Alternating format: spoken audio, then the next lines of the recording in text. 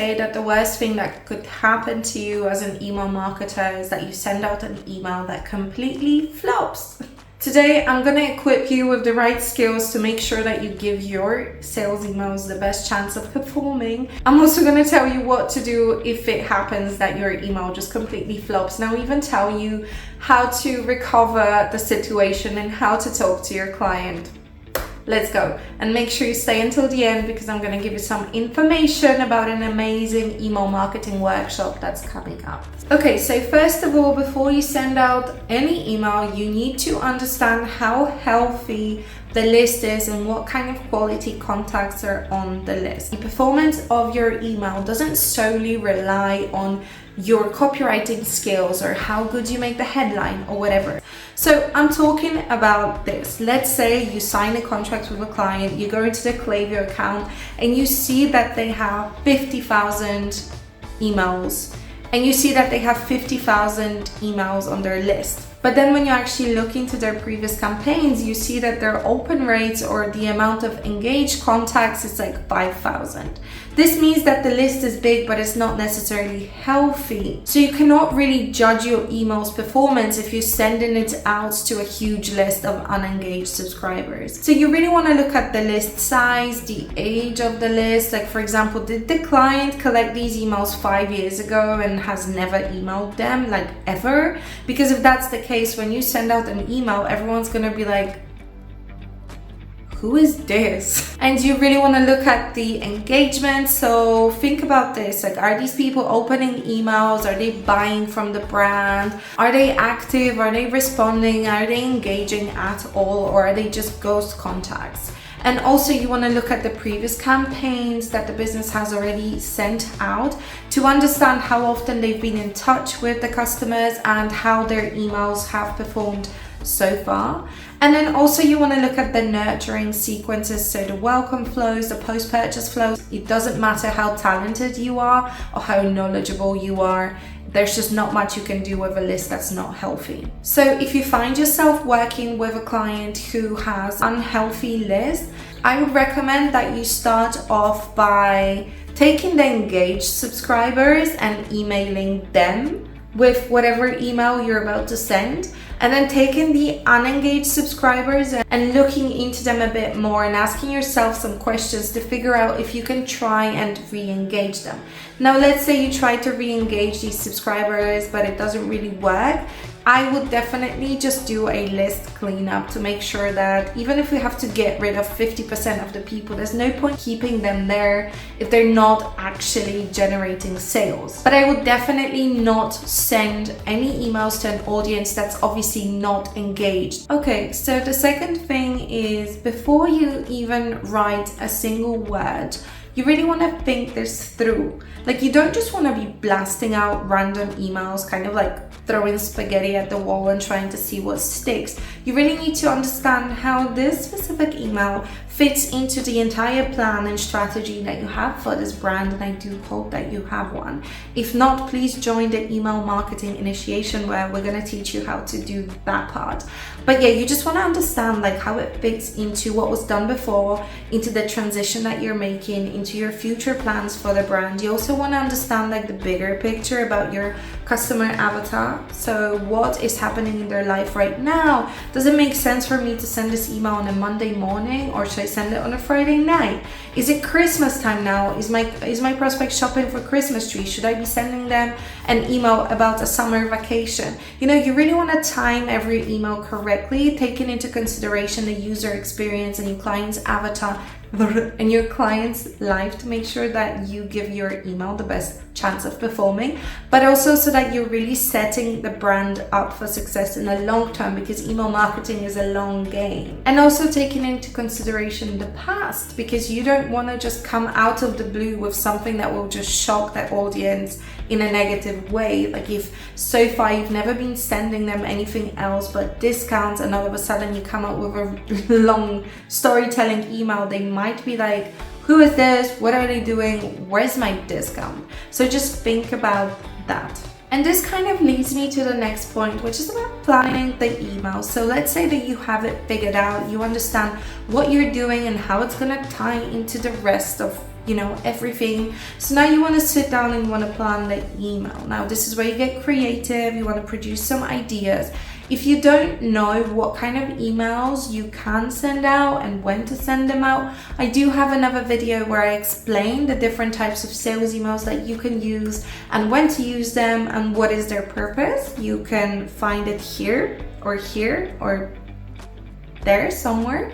But yeah, basically just make sure that the type of email that you're going to be sending cleverly fits into the situation. And then this is also where you look at the tone of voice, you look at the structure, you look at the kind of creative ideas that you could fit into the email, what kind of CTA, what kind of design the email is going to have. So all of that. So you're just pulling together the vision, the outline of the email. So the next thing is the headline. And this is where people panic and they're like, oh my God, the headline is the most important thing ever. And it's true, your subject line is important, but that's not the only thing that's going to affect your open rate. For example, if this is going to be the first email of your welcome sequence, it's very likely to get a high open rate because your reader has just engaged with your brand by expressing that they want to be on your email list, and they're very likely to open that first email expecting a discount or whatever you promised them in exchange, right? So pretty much doesn't matter what you put in the subject line, whether it's just hello or your 10% off is here or whatever. They're very likely to open their email, which doesn't mean you should get lazy with it, but I'm just saying, okay. Now, if your brand has been nurturing your audience very well and your audience has had a good experience with your emails and they're in the habit of opening your emails, then obviously the open rates will naturally be higher as well, even if there's variation in the quality of your subject lines. It's just that people are in the habit of opening the emails. Think about the brands that you like that send you an email, and if you think about their subject lines, there are all kinds of different subject lines, but you just like the brand, so as soon as you see the email, you just open it. It's your habit, it's something that you like, and even if they left an empty subject line, you would still open it to see what's up. Now, there are some brands that you just avoid like the plague. You just don't want to open them. It doesn't matter how enticing the subject line is. You're just like, even if they were like, the world is about to end, you'd just be like, yeah, that's all right. I don't really care. Unless the other brand says it, then I'm going to open it.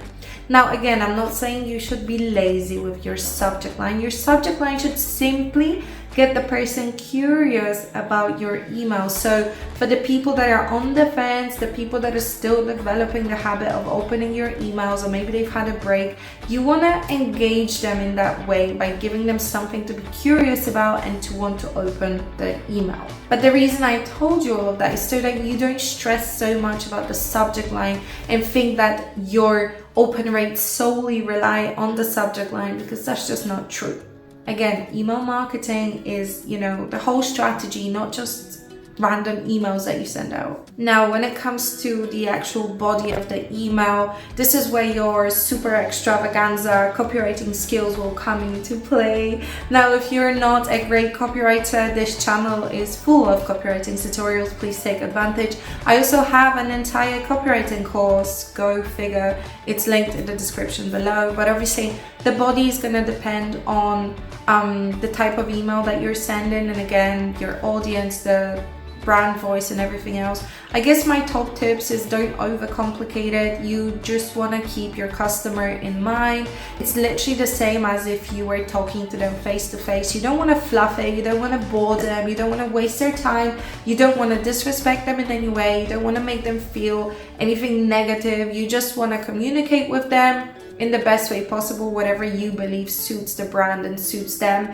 in order to communicate whatever it is that you want to communicate. So let's say that you did all the things that I told you to do just now, and then you send out the email, but then it flops. Now, it shouldn't, because if you took care of everything, then the email should perform pretty well, but it could happen. What do you do then?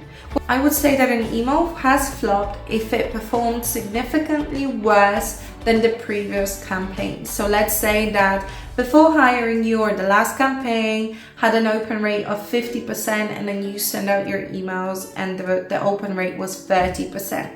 Technically, yeah, that flopped. However, However, what if that previous email, although it had a 50% open rate, the average order value was $5, but your email had an average order value of $15. So you tripled the average order value with your email. So maybe overall the revenue generated was still smaller because that one had a higher open rate or whatever, but you did something right because you tripled the average order value, right? So I want you to understand this, that just because, you know, the open rate is lower or the open rate could be higher, but you could have generated less money. So you have to look at all the data points and understand what really happened. Was it actually a flop or was it just a learning opportunity? Because in my opinion, every email is a learning opportunity. If you look at the data, you will see, like, even if all the data points are just the worst that you could have ever seen on that account, all that means is that you've learned that whatever you did that was different, that audience just didn't like it at all. And now you know that you need to go back to doing whatever was being done before and improving on that, as opposed to whatever you just tested, right? Because every email, every time you change something, every time you try something new, you're literally just testing things. And that's why we love email marketing, is because it's not like you blow 50,000 of your client's budget on a Facebook ads campaign that just completely flops and generates no revenue. Like, even though, yes, you could say, well, we learned that this doesn't work, yeah, but we also lost 50,000. Whereas if you just sent out an email on Klaviyo and you found out, okay, this doesn't work, the next email that you send out, you immediately improve it and you haven't lost a lot of the client's budget, if anything at all. So I mean, essentially, this is what you would have to do in order to keep the client happy and to not make them feel like this was a failure, because it wasn't.